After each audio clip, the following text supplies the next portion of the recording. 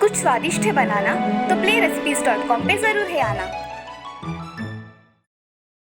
सुंदरपुर नाम के गांव में शीला नाम की एक बूढ़ी औरत रहा करती थी। उसकी बेटी राधा अपने ऑफिस की छुट्टियों में घर आया करती थी। उसे गांव आना बहुत अच्छा लगता था। इस बार भी राधा छुट्टियों में अपने गांव आई थी। माँ, मैं आ गई मेरी रानी बिटिया। कितने दिनों के बाद आई हो। मुझे बहुत याद आ रही थी तुम्हारी। हाँ माँ, मुझे भी तो तुम्हारी बहुत याद आ रही थी, इसीलिए ही छुट्टियाँ लगते ही मैं यहाँ आ गई। बेटी, अब कितने दिनों की छुट्टियाँ मिली है? माँ, 15 दिनों की छुट्टियाँ मिली है। अब आई हूँ तो सारा गांव घूमूंगी। चलेगा, जितना चाहे उतना घूमना। अब अगले दिन सुबह ही राधा और उसकी माँ बाजार चले जाते हैं। गांव घूमते घूमते राधा गांव के बाहर चली जाती है और वहां जाकर उसे एक बहुत बड़ा बरगद का पेड़ दिखाई देता है। कितना विशाल पेड़ है माँ, ये देखो। हाँ राधा, ये बहुत विशाल पेड़ है और बहुत पुराना भी है। राधा ये सब देख उस पेड़ के पास जाने लगती है। तभी राधा, इधर आओ जल्दी। क्यों, क्या हुआ माँ? इसके पास क्यों नहीं जाना? घर चलो, तुम्हें बताती हूँ। अब दोनों माँ बेटी घर आती है। राधा सवाल पे सवाल पूछने लगती है। वो पेड़ भूतिया बरगद का पेड़ है। वहाँ पे भूत रहते हैं, ऐसा लोग कहते हैं। माँ, सच में भूत होते हैं? हाँ राधा, भूत होते हैं। हमारे गांव में ही ऐसी कहानी हुई है, इसीलिए सब गांव वाले अब भूत के नाम से भी डरते हैं। बहुत पुरानी बात थी। इस गांव में 2 लुच्चे लफंगे डाकू रहा करते थे। उनका नाम था गोट्या और राजू। उन्हें हमेशा लड़कियों को छेड़ने की आदत थी। वो आते जाते हर लड़की को छेड़ा करते थे और अपने गांव में चोरियां भी किया करते थे। एक दिन साधना नाम की एक लड़की गांव में नई आई हुई थी। वो गांव में काम किया करती थी और शाम के समय अपने घर जाती थी। गोट्या और राजू उस पर नजर रखे हुए थे। वो कब आती है जाती है इस बात का उनको पता था। एक दिन साधना अपने काम पर जा रही थी, तब ये दोनों एक जगह खड़े होकर उसे छेड़ते हैं। कहाँ चली जाने मन, जरा हमसे तो मिलती जाओ। वो उन दोनों को देख अनदेखा कर देती है और अपने काम पर निकल जाती है। क्या रे राजू, ये लड़की तो हमें भाव ही नहीं देती, इसे कैसे फंसाए? अरे फंसेंगी, चिंता मत करो। ऐसा बोलकर वो चले जाते हैं। कुछ दिनों तक ये दोनों उसे बहुत तंग करते हैं। अब वो बहुत परेशान हो जाती है। एक दिन रात के समय साधना को काम से आने में देर हो जाती है और उसे ये दोनों गुंडे रास्ते में ही पकड़ लेते हैं और उससे हाथापाई करते हैं। छोड़ो मुझे, बचाओ बचाओ, कोई है? मुझे इन बदमाशों से बचाओ। कोई नहीं आएगा रानी यहाँ पर। अब तुम हो और हम हैं। अब चुपचाप खुद को हमारे हवाले कर दो। वो तीनों जहाँ खड़े थे वहाँ एक बरगद का पेड़ था जो ये सब सुन रहा था। साधना गोट्या के कमर से चाकू निकालकर खुद को मार डालती है। ये देखकर दोनों बहुत डर जाते हैं और वहां से भागने की कोशिश करते हैं। साधना जोर से जमीन पर गिर पड़ती है। उस बरगद के पेड़ की आत्मा साधना के मृत शरीर में चली जाती है। उसकी आवाज बहुत डरावनी हो जाती है और उसकी आंखें लाल हो जाती है। अब वो दोनों चोरों का पीछा करती है और एक ही झटके में उनकी गर्दन पकड़कर उन्हें मार डालती है। अब वो गांव के बाहर जाकर खड़ी हो जाती है और गांव में प्रवेश करके जोर जोर से गुर्राने लगती है। मैं इस गांव के किसी को नहीं छोड़ूंगी। मुझे मारा है ना, अब मैं किसी को नहीं छोड़ूंगी। ये देख सारे रास्ते से आने जाने वाले लोग डर जाते हैं। सब इधर उधर भागने लगते हैं। जो भी उसके शिकंज में आता है वो उसे मार डालती है। अब साधना का भूत रात को भी गांव में घूमने लगा। लोगों का बाहर निकलना भी मुश्किल हो गया। अब डर के मारे वे बाहर भी नहीं निकलते थे। ऐसे ही एक दिन 2 दोस्त बातें कर रहे थे। अरे माधव, ये भूत हम सब गाँव वालों को मार डालेगी। जब तक ये जिंदा है तब तक हम सुरक्षित नहीं है। कब मौत का बुलावा आ जाए क्या पता। हाँ हरिया, सही कह रहे हो। इस भूत ने तो हमारा जीना ही मुश्किल कर दिया है भाई। चलो ऐसा करते हैं कि हम कुछ लोग मिलके सरपंच जी के पास जाकर अपनी कहानी सुनाते हैं, शायद कुछ हल निकल आए। ऐसा कहते हो तो चलो फिर। अब हरिया, माधव और गांव के अन्य लोग मिलकर सरपंच जी के घर चले जाते हैं। अब सरपंच जी भी इस विषय के बारे में सोचते हैं। क्या करे सरपंच जी, कोई रास्ता ही नजर नहीं आता है। इस भूत को हमें इस गांव से भगाना ही होगा। हाँ, आपकी सारी बात सच है, मगर हमें अब जोश से नहीं होश से काम लेना होगा। इसलिए जो भी निर्णय होगा वो सोच विचार के बाद ही होगा। सरपंच जी, क्या तब तक हाथ पर हाथ धरे बैठे रहे या खुद के मरने का इंतजार करे? मेरे विचार से हमें इस गांव के जो सिद्ध बाबा है उनके पास जाना चाहिए। वही हमें कुछ उपाय बताएंगे। हाँ सरपंच जी, आपका विचार अच्छा है। चलो हम सब अभी उस बाबा के पास चले जाते हैं। ऐसा कह के सारे गांव वाले बाबा के पास चले जाते हैं और इधर भूत गांव में आकर लोगों की तलाश करता रहता है और जो मिले उसे मार डालता है। सारे गांव वाले बहुत डर जाते हैं और जल्दी जल्दी बाबा के पास पहुंचते हैं। बाबा, हम सुंदरपुर गांव से आए हैं, आपकी कुछ सहायता चाहते हैं। कैसी सहायता चाहिए आपको मुझसे? बाबा, हमारे गांव पर एक भूत का साया है, आप हमारी मदद करेंगे ऐसी आशा है। हम बहुत आशाएं लेकर आए हैं आपके पास। बाबा आंखें बंद कर लेते हैं और ध्यान में लीन हो जाते हैं। कुछ देर बाद बाबा अपनी आंखें खोलते हैं। वो एक बरगद के पेड़ की आत्मा है जो साधना नाम के लड़की के शरीर में प्रवेश कर चुकी है और अब वो सबसे बदला लेना चाहती है। अब हम क्या करें बाबा? कल ही हमें उस लड़की को मारना होगा वरना अनर्थ हो जाएगा। बाबा, मगर किसी की बलि चढ़ाना ठीक नहीं है।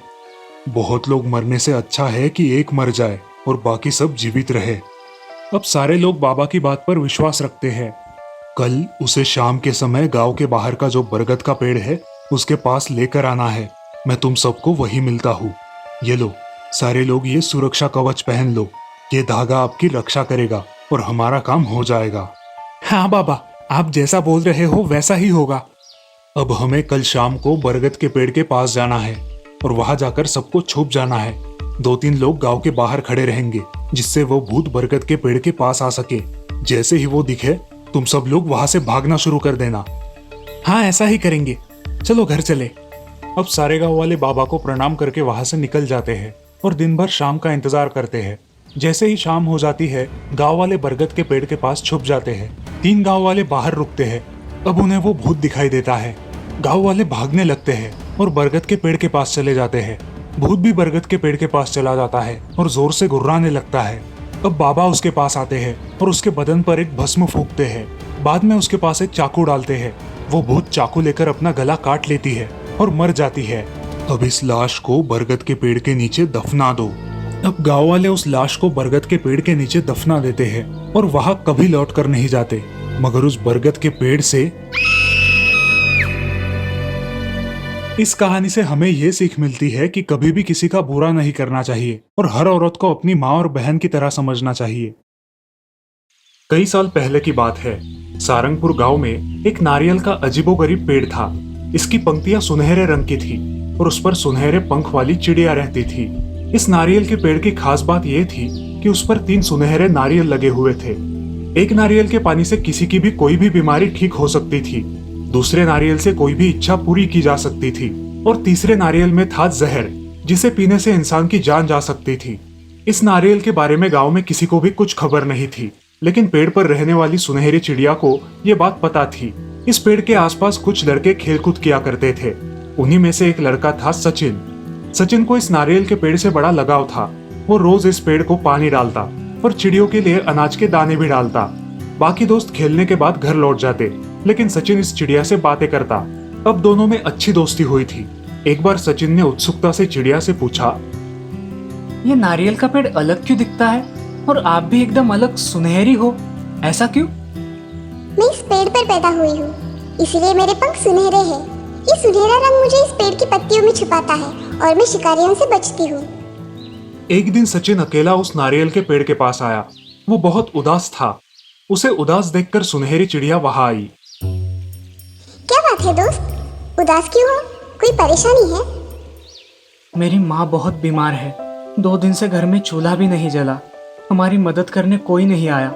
मुझे समझ में नहीं आ रहा मैं क्या करूँ। मेरा इस दुनिया में माँ के अलावा कोई नहीं है। ओह, ये बात है।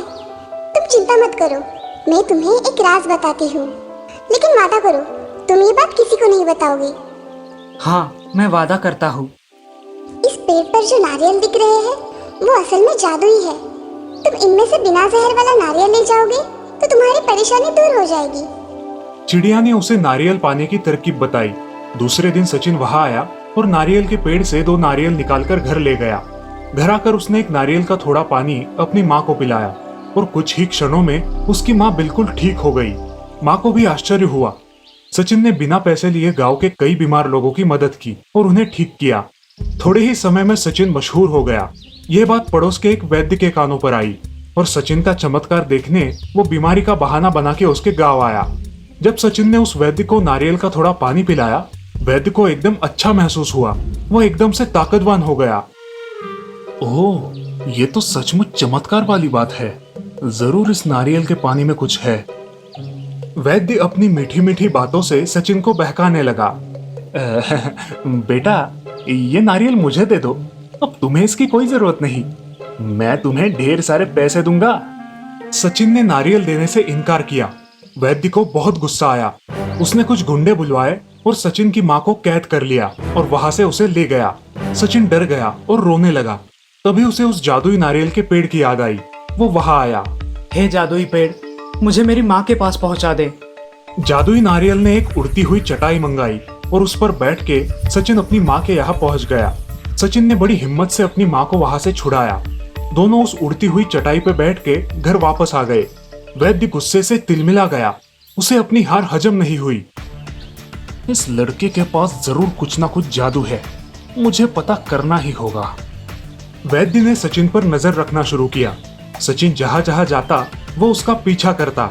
एक दिन सचिन का पीछा करते हुए वो नारियल के पेड़ तक पहुंच गया और सारा राज जान गया।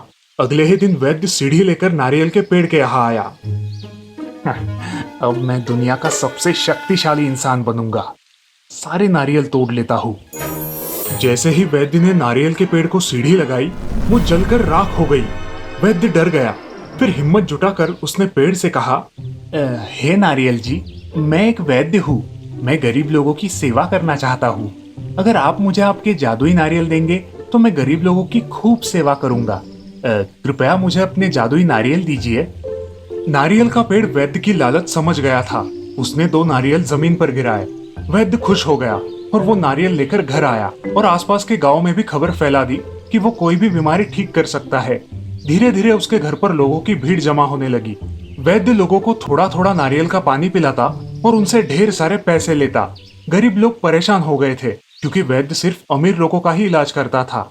तभी एक दिन अच्छे नारियल का पानी खत्म हो गया। उसने सोचा कि दूसरे नारियल में भी वैसे ही अच्छा जादुई पानी होगा, लेकिन जैसे ही उसने उस नारियल से बीमार लोगों को पानी पिलाया, लोग मरने लगे। सब लोग बहुत गुस्सा हो गए और उन्होंने वैद्य की मिलकर पिटाई की। सारे गांव वाले सचिन के घर दौड़ते हुए आए। सचिन ने अच्छे नारियल से प्रार्थना की कि सारे मरे हुए लोगों को जीवित करे और धीरे धीरे मरे हुए सारे लोग जीवित हो उठे। सारे गांव वालों ने सचिन की जय जयकार की। अब गांव में फिर से खुशहाली छा गई। जादुई पेड़ का एक रहस्य था कि वो सिर्फ सच्चे मन वालों की ही सुनता था और उन्हें ही सहायता करता था। सचिन का मन एकदम मासूम और साफ पानी जैसा निर्मल था। सचिन ने सारे नारियल वापस पेड़ को दे दिए और खुशहाल होकर अपनी पढ़ाई में जुट गया। तो देखा दोस्तों, सच्चे मन से की गई सेवा ही भगवान को प्यारी होती है और इंसान को भी महान बनाती है।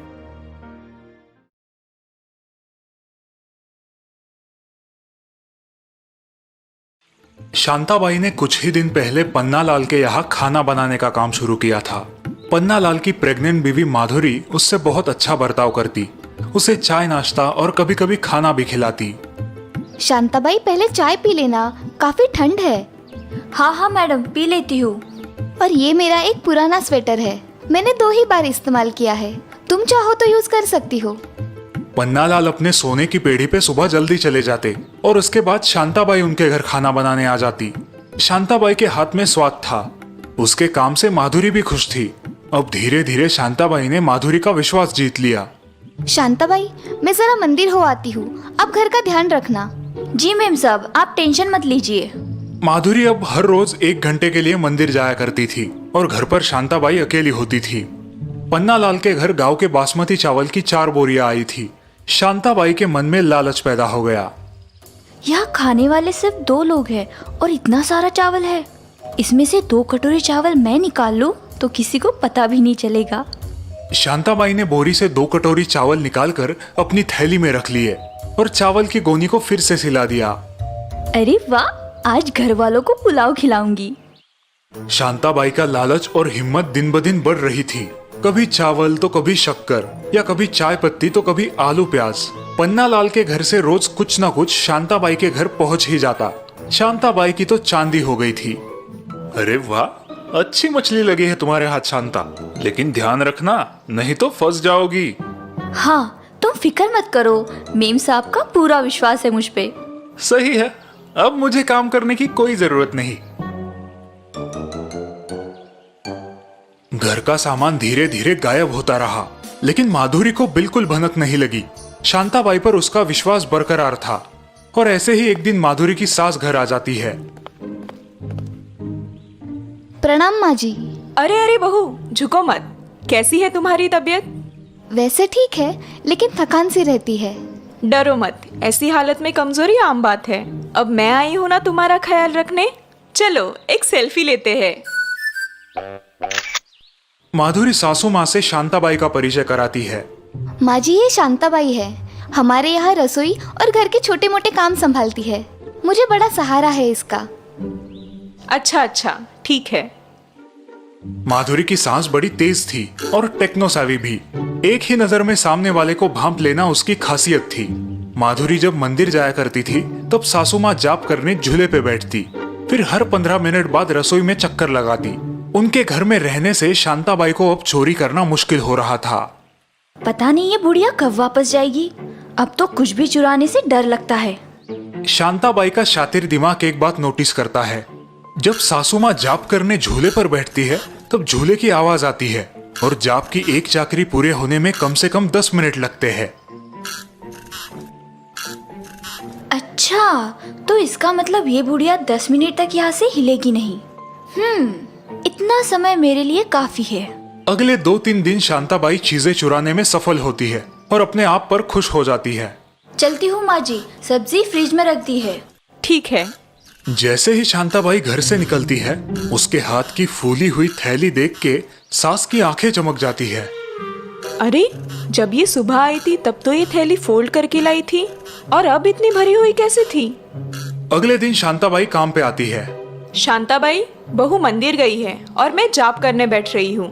फिर मैं प्रसाद बनाने रसोई में आ जाऊंगी। जी माँ जी। शांताबाई किचन में आती है। झूले की आवाज उसके कान पर पड़ रही है। वो अंदाजा लगाती है कि सासू माँ अब 10 मिनट तक वहाँ से नहीं उठेगी। अब ये बुढ़िया 10 मिनट तक यहाँ नहीं आएगी। मैं कुछ आलू और प्याज थैली में रख देती हूँ। काम खत्म होने के बाद शांताबाई घर निकलती है। माँ जी, मैं चलती हूँ। हाँ हाँ, आज क्या बना रही हो घर पे? आज पाव भाजी बनाने की सोच रही हूँ। अरे वाह, अच्छा है। तो कितने आलू और प्याज लिए हैं तुमने? हाँ, सासू का अचानक से आया सवाल सुन के शांताबाई चौंक जाती है, लेकिन बात को संभाल लेती है। जी लिए नहीं, अभी जाते जाते ले लूंगी। इसी दौरान माधुरी भी मंदिर से लौट आती है। लेकिन तुम्हारी थैली में तो ऑलरेडी प्याज और आलू है, जरा देखो तो। शांताबाई को अपनी चोरी पकड़े जाने का एहसास होता है और वो शर्मिंदा होती है। लेकिन आपको कैसे पता चला माँ जी?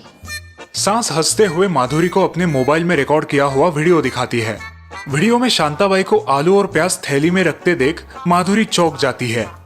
माँ जी, मुझे माफ कर दीजिए, गलती हो गई। लेकिन आप तो जाप कर रही थी ना, मुझे झूले की आवाज भी सुनाई दे रही थी, इसीलिए मैंने चोरी करने की हिम्मत की। शायद तुमने मेरे हाथों में जाप की माला की बजाय ये बहू की माला नहीं देखी। और झूले को एक बार धक्का दो तो अपने आप 5 मिनट झूलता रहता है। 5 मिनट रिकॉर्डिंग के लिए काफी है। और इस प्रकार लालची काम वाली शांताबाई को माधुरी के सास ने अच्छा सबक सिखाया। अब शांताबाई को उस एरिया में नया काम मिलने की कोई गुंजाइश नहीं थी। हे भगवान, ये मैंने क्या कर दिया?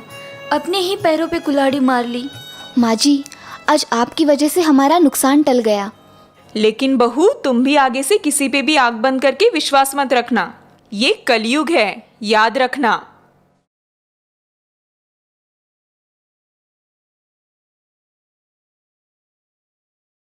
कुछ दिन पहले की बात है। अरविंद ने अभी अभी अपनी टीचर्स ट्रेनिंग पूरी की थी और शहर की स्कूल्स में जॉब के लिए अप्लाई कर रहा था। लेकिन वक्त बर्बाद ना हो इसलिए उसने घर पर ही ट्यूशंस लेना शुरू किया। अरविंद सर, बबलू दिमागी कमजोर है और उसकी मैथ्स भी बहुत कच्ची है। प्लीज उस पर जरा स्पेशल ध्यान दीजिए। जी, आप टेंशन मत लीजिए। ये खुशी की बात अपने स्कूल टीचर से शेयर करने अरविंद पाठक सर के घर आता है। बहुत बहुत बधाई अरविंद। हर बड़े काम की शुरुआत छोटे काम से ही होती है। खूब मन लगा के पढ़ाना। जी सर, मैं पूरी लगन के साथ काम करूंगा और आप ही के जैसे एक आदर्श टीचर होने की कोशिश करूंगा। आदर्श और बच्चों के फेवरेट, और इसलिए तुम्हें एक गुण बहुत काम आएगा। वो कौन सा सर? पेशेंस, यानी कि धीरज। तुम्हें तुम्हारे स्टूडेंट के साथ हमेशा धीरज से काम लेना होगा। सिक्के के दूसरे बाजू को बिना समझे कोई निष्कर्ष मत निकालना। अरविंद ने पाठक सर की बात अपने दिमाग में फिट कर ली। अरविंद बबलू को मन लगा के पढ़ाता था। अरविंद ने एक बात नोटिस की थी कि बबलू की मैथ्स सचमुच में कमजोर थी। वो उसे सिखाने के लिए सिंपल टेक्निक्स यूज करता था। एक दिन अरविंद ने बबलू को एक सिंपल सा सवाल पूछा। बबलू, अब सवाल ध्यान से सुनना और सोच के आंसर देना। अगर मैंने तुम्हें 3 ऑरेंजेस दिए और उसमें से एक वापस ले लिया तो अब तुम्हारे पास कितने ऑरेंजेस बचे? 3 सर। नहीं, फिर से सोचो। सर 3 ऑरेंजेस ही होंगे मेरे पास। नहीं बबलू, 2 ही बचेंगे। ये देखो, 3 ऑरेंजेस मैंने तुम्हें दिए और ये एक वापस ले लिया, तो कितने बचे? सर 3। बबलू के बार बार गलत जवाब देने पर धीरे धीरे अरविंद के पेशेंस खत्म हो जाते हैं और वो गुस्सा होने लगता है। फिर उसे पाठक सर की बात याद आती है। तुम्हें तुम्हारे स्टूडेंट के साथ हमेशा धीरज से काम लेना होगा। अरविंद फिर से बबलू को प्यार से समझाने लगता है, लेकिन बबलू वही गलत जवाब देता है। ये लड़का इतना समझाने पर भी गलत ही जवाब दे रहा है और इतने कॉन्फिडेंस से। समझ नहीं आ रहा इसे कैसे एक्सप्लेन करूं।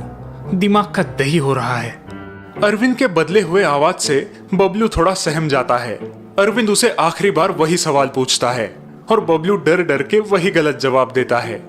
बबलू, अब मैं तुम्हें आखिरी बार पूछ रहा हूँ, सही जवाब दो, वरना कल तुम्हें 1 से 100 बार लिख कर लाना पड़ेगा। सर लेकिन मैं राइट आंसर ही दे रहा हूँ। अच्छा, अब तुम मुझे मैथ्स पढ़ाओगे। ठीक है, बताओ कैसे तुम्हारे पास 3 ऑरेंजेस बचेंगे? तभी बबलू अपनी बैग में से एक ऑरेंज निकालकर सर को दिखाता है। सर मेरी मम्मी ने आज मुझे ये एक ऑरेंज आपके साथ खाने के लिए दिया है, तो आपने 3 में से एक ऑरेंज ले भी लिया तो भी मेरे पास 3 ही ऑरेंजेस बचेंगे ना? अरविंद को अपनी गलती का एहसास हो जाता है। उसे पाठक सर की सीख याद आती है। Oh Bablu, I am so sorry बेटा, तुम्हारा जवाब बिल्कुल सही है। Very good. अरविंद को अपने बर्ताव का पछतावा होता है और वो आगे से कभी भी बच्चों के साथ इस तरीके से बिहेव ना करने की कसम खाता है। आज इस छोटे बच्चे ने मेरी आंखें खोल दी। सिक्के का दूसरा पहलू जाने बिना ही मैंने अपना संतुलन खो दिया। अब कभी भी ऐसी गलती नहीं करूंगा।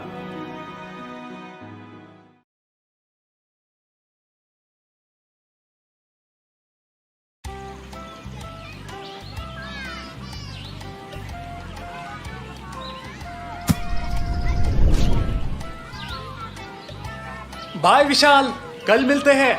हाँ, बाय रवि, बाय परेश। रवि चल यार निकलते हैं, मुझे मेरी मॉम के लिए गिफ्ट लेना है। क्यों? आंटी का बर्थडे तो मार्च में होता है ना? अरे कल मदर्स डे है ना। ओह सॉरी, मैं तो भूल ही गया था। तो अपनी माँ से नाराज है ना? रवि और परेश की बात उनके स्पोर्ट्स टीचर विक्रम ने सुनी है। वो दोनों के पास आते हैं। क्यों भाई, कौन किससे नाराज है? कहीं गर्लफ्रेंड वर्लफ्रेंड का चक्कर तो नहीं? नो सर, ऐसी कोई बात नहीं। वो दरअसल रवि अपने कजिन के घर शिफ्ट हुआ है ना। ओह, एनीथिंग सीरियस? नो सर, बस ऐसे ही। माँ के साथ मेरा झगड़ा हुआ था, बेवजह बहुत खरी खोटी सुनाई उन्होंने मुझे। बस तब से आंटी से ना मिलने की कसम खाई है इसने सर। मैं तो समझा समझा के थक गया। परेश की बात सुनकर विक्रम सोच में पड़ जाता है। बाय द वे रवि, क्या आज मैं तुमसे गुरु दक्षिणा मांग सकता हूँ? हाँ सर, क्यों नहीं। विक्रम पास ही पड़ा एक बड़ा पत्थर उठा के लाते हैं और अपने टॉवेल से उसे रवि के पेट पे कस के बांध देते हैं। परेश और रवि आश्चर्य से एक दूसरे को देखते हैं। सर, ये पत्थर आपने रवि के पेट पर क्यों बांधा है? कल बताता हूँ। रवि, आज की पूरी रात और कल का पूरा दिन तुम इस पत्थर को अपने बॉडी से अलग नहीं करोगे। याद रहे, बस यही मेरी गुरु दक्षिणा है, समझो। विक्रम के जाने के बाद रवि और परेश अपने अपने घर चले जाते हैं। रवि पूरी रात पत्थर को लिए घर में काम करने की कोशिश करता है, सोने की कोशिश करता है, लेकिन उसे बहुत मुश्किल होती है। ये कैसी गुरु दक्षिणा मांगी सर ने। बहुत तकलीफ हो रही है। ना ठीक से खाना खा सकता हूँ, ना सो पाता हूँ। दूसरे दिन रवि और परेश ग्राउंड पर फुटबॉल की प्रैक्टिस के लिए पहुंच जाते हैं। रवि की हालत देख परेश परेशान हो जाता है। वो रवि को बैठने उठने में मदद करता है। रवि, वो देखो सर आ रहे हैं। बस अब तुम्हें छुट्टी मिल जाएगी। होप सो यार। इस 3 किलो के पत्थर ने हालत खराब कर दी है मेरी। हेलो बॉयज, कैसे हो रवि? बिल्कुल ठीक नहीं सर। क्या अब मैं इस पत्थर को निकाल दूं? नहीं नहीं, अभी मेरी गुरु दक्षिणा पूरी नहीं हुई है। एक काम करो, इस ग्राउंड के 3 राउंड लगाओ। रवि बड़ी कठिनाई से ग्राउंड के चक्कर लगाने लगता है, लेकिन दूसरा राउंड शुरू होते ही चक्कर आके नीचे गिर जाता है। रवि, पानी पी लो।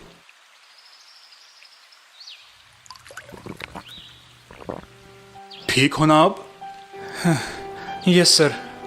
सर, ये सब आपने किस लिए किया? क्या मुझसे कोई गलती हुई है? हाँ, अपनी माँ को समझने में तुमने गलती की है। आप कहना क्या चाहते हैं सर? रवि, तुम एक दिन के लिए ये 3 किलो पत्थर के साथ नहीं जी पाए, तो जरा सोचो, हमारी माएँ हमें 9 महीने तक अपने पेट में कैसे संभालती है, कितनी परेशानी से गुजरती है। I am sorry sir. आप सही कह रहे हैं सर, इसीलिए माँ को भगवान का रूप मानते हैं। बिल्कुल ठीक कहा तुमने परेश। और इस प्रकार अपनी गलती का एहसास होकर रवि अपनी माँ से मिलने घर लौट जाता है।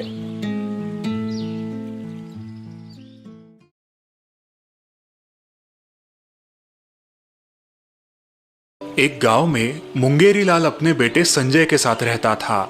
मुंगेरी लाल गरीबी की वजह से ज्यादा पढ़ लिख नहीं पाया था, लेकिन उसने अपने इकलौते बेटे संजय को अच्छी तालीम दी थी। बेटा, तुम पढ़ो लिखो, बहुत बड़े आदमी बनो, यही मेरी इच्छा है। गांव में मुंगेरी लाल की आम की छोटी बाग थी और उसी पे उसका उदर निर्वाह चलता था। बेटा, आज हमारे साथ बाग में चलो, आज बहुत काम है। क्या बाबा, मैंने कहा ना मुझे नहीं अच्छा लगता बाग में काम करना, इसीलिए आपने मुझे इतना पढ़ाया है क्या? लेकिन बेटा, ये तो हमारी अपनी बाग है, तो फिर काम करने में क्यों झिझकते हो? बाबा प्लीज अब लेक्चर मत देना। मेरे दोस्त नुक्कड़ पे वेट कर रहे हैं और वैसे भी मुझे बड़ा बिजनेस करना है, ऐसे फालतू काम मुझे नहीं करने। मुंगेरी लाल को लगता था कि संजय को इसी आम के घरेलू व्यवसाय को बड़ा करना चाहिए, लेकिन संजय सिवाय बड़े बड़े सपने देखने के कुछ काम नहीं करता था। दिन भर गांव में दोस्तों के साथ मटर गश्ती करना, नुक्कड़ पे अड्डा जमा के वक्त बर्बाद करना, बड़े बड़े डिंगे हाँकना, यही उसका रूटीन बन गया था। आ गए रामगढ़ के बिजनेस टाइकून। टाटा बिरला के बाद हमारे संजय जी का ही नाम लिया जाएगा भाई। हाँ, वो तो है भाई लोग, इसीलिए बड़े बड़े सपने देखता हूँ यार, वो भी डे एंड नाइट। देखना तुम, एक दिन इसी गांव में आसमान छूती बड़ी हवेली होगी मेरी। संजय के गैर जिम्मेदार बर्ताव के कारण मुंगेरी लाल परेशान थे। 1000 बार समझाने के बाद भी संजय पर कोई असर नहीं हुआ था। काश आज संजय की माँ जिंदा होती, पता नहीं कब अपनी जिम्मेदारी समझेगा ये लड़का। इतने में मुंगेरी लाल के चचेरे भाई हरिमल घर आते हैं। उन्हें देखकर मुंगेरी लाल बेहद खुश होते हैं। कैसे हो छोटे, कितने साल बाद मिल रहा हूँ, चेहरा क्यों उतरा है तुम्हारा? कुछ नहीं भैया, ऐसे ही थोड़ी संजय की चिंता हो रही थी। मुंगेरी लाल से हरिलाल को संजय के गैर जिम्मेदार बर्ताव के बारे में पता चलता है और साथ ही साथ ये भी पता चलता है कि संजय को आम रस बहुत ही ज्यादा पसंद है। बस हरिलाल के दिमाग में संजय को सबक सिखाने की एक कल्पना आती है। संजय बेटा, आज दोपहर को जल्दी घर आना। क्यों चाचा जी, मुझे दोस्तों के साथ फिल्म देखने जाना है। अरे सुनो तो, आज दोपहर के भोजन में मैं तुम्हारे लिए खास आमरस पूरी बनाने वाला हूँ। सच में चाचा जी? फिर तो मैं जल्द ही घर आऊंगा। ऐसा कहकर संजय रोज की तरह नुक्कड़ पर चला जाता है। दिन भर बाहर टाइम पास करके संजय खुशी खुशी घर आता है। खाने का समय हो गया, लेकिन खाना तैयार नहीं है, सारे बर्तन खाली है। संजय सोच में पड़ गया। कहाँ गए ये लोग? पेट में चूहे दौड़ रहे हैं। भैया वो देखो, संजय आ रहा है, अब क्या करे? तुम बस देखते जाओ छोटे। अरे ये तो यहाँ पर गप्पे लड़ा रहे हैं। बाबा, चाचा जी, भूख के मारे मेरी जान जा रही है और आप यहाँ गप्पे मार रहे हो। कहाँ है आमरस? मंगेरी लाल ने हरिलाल की तरफ इशारा किया और हरिलाल ने पेड़ के नीचे रखे उस पतेले की ओर। ये क्या चाचा जी, पतेली आम के पेड़ के नीचे क्यों रखी है? अरे बेटा, आमरस पेड़ से टपकने की राह देख रहे हैं 4 घंटे से। ये कैसा मजाक है चाचा जी, भूख से यहाँ जान चली जाएगी मेरी। ऐसे तो इस जन्म में क्या, अगले 7 जन्म में भी आमरस नहीं मिलेगा। अब की ना पते की बात तुमने बेटा। यही बात तो मुंगेरी तुम्हें कब से समझाने की कोशिश कर रहा था। मैं कुछ समझा नहीं चाचा जी। बेटा, सिर्फ बड़े सपने देखने से सपने पूरे नहीं होंगे जब तक तुम खुद कोशिश और मेहनत ना करो। संजय को अपनी गलती समझ आ जाती है। वो अपने पिताजी से माफी मांगता है और अगले ही दिन से काम की तलाश करने का वादा करता है।